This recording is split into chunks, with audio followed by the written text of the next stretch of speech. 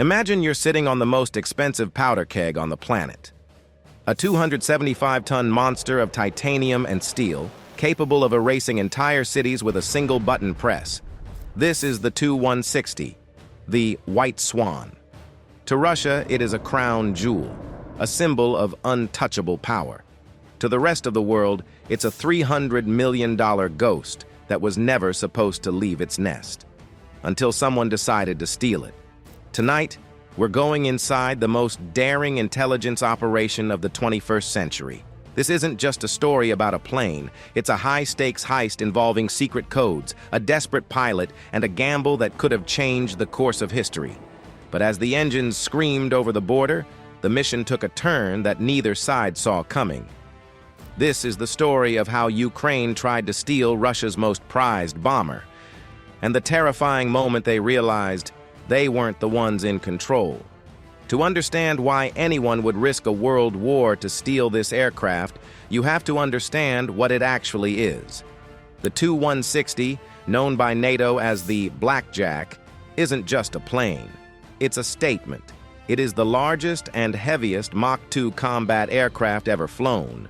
With a wingspan that sweeps from 20 to 65 degrees, it can fly halfway around the world without refueling and carry 40,000 kilograms of nuclear ordnance.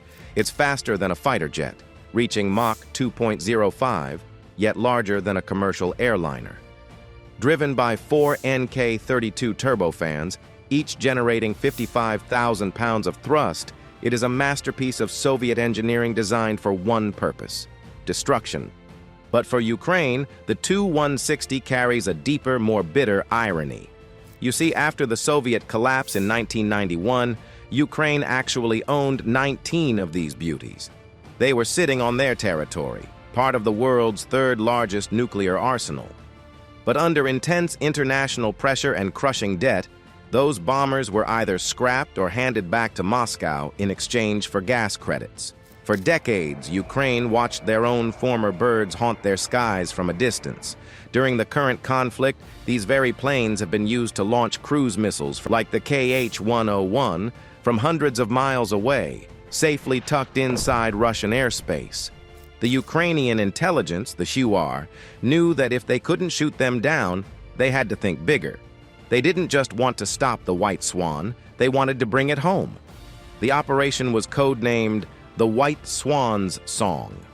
For months, Ukrainian intelligence officers had been whispering in the ears of Russian pilots through encrypted channels. They weren't looking for just any pilot. They needed someone with a clean record, high-level access, and, most importantly, a reason to leave. They found their target, a captain with a growing disillusionment for the war. The offer? Life-changing. $2 million in cash, a new identity in Europe, and guaranteed safety for his family. For a pilot earning a standard military salary, it was the ultimate exit strategy. Every night he stared at the glowing cockpit dials, knowing he was one decision away from either salvation or a firing squad. But in the world of espionage, a golden ticket often looks exactly like a death warrant. The plan was as simple as it was suicidal. During a routine patrol, the pilot would deviate from his flight path, drop to an altitude of just 100 feet to stay under the radar, and cross the border into a designated Ukrainian landing strip. Flying a 275-ton bomber at that height is a feat of pure adrenaline. The ground becomes a lethal blur, and the turbulence shakes the very marrow of your bones. The day of the mission arrived. The pilot climbed into the cockpit, the 4 massive NK-32 engines roaring to life with a combined thrust that could shake the earth. He took off into the Russian sky, knowing that in 30 minutes, he would either be a millionaire or a memory. He hit the point of no return, a dead zone in Russian radar coverage near the border. This was it. He dipped the nose, the massive wings swept back into their supersonic configuration, and the Tu-160 became a 200-foot-long bullet screaming across the landscape at 600 knots. On the ground in Ukraine, the HUR teams were waiting. Their breath held, their own air defense batteries ordered to stand down. They were seconds away from the greatest intelligence coup in history. They could almost hear the whistle of the air over the titanium skin as the giant descended. But as the wheels touched the secret runway, the atmosphere changed. The Ukrainian officers rushed toward the aircraft, weapons drawn, expecting a defecting hero. The air was thick with the smell of burnt aviation fuel and the high-pitched whine of the turbines cooling down. But the man who stepped out of that cockpit wasn't the pilot they had spent months recruiting. And the white Swan wasn't just carrying fuel for a getaway. It was carrying something else entirely. The Ukrainian spies had forgotten to check one thing, and that one mistake turned a $300 million prize into a $300 million trap. The reality was chilling. The FSB, Russia's internal security service, had known about the operation from day one. They hadn't just intercepted the messages, they had orchestrated the entire dialogue. The pilot's family, they hadn't been moved to safety. They were being held in a safe house in Moscow, used as a knife against the pilot's throat.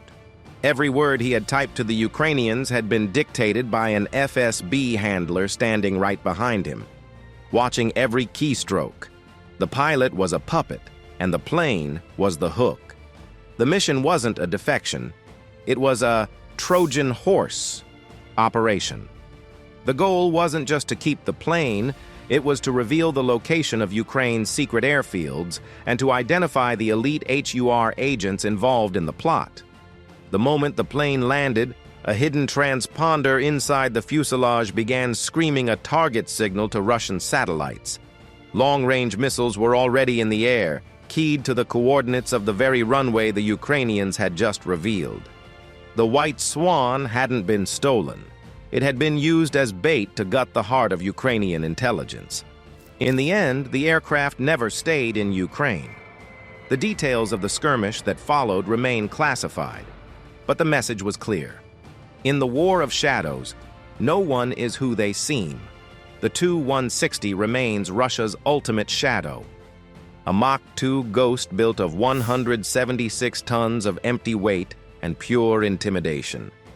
Every time one of these white swans takes off today, it's a reminder of that cold, rainy night. It's a reminder that a $300 million machine is only as loyal as the person operating it. And in a world of leverage and threats, loyalty is the most expensive commodity of all.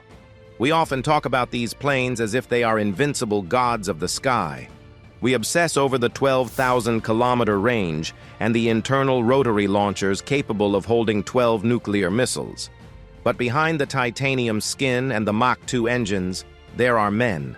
Men with families, men with fears, and men caught in a game where they are nothing more than pawns. The Tu-160 continues to fly. Ukraine continues to watch the skies, and the heist that almost changed everything serves as a haunting lesson. In the high-stakes world of strategic bombers, the greatest weapon isn't the missile, it's the truth. And sometimes, the truth is the only thing you can't afford to steal.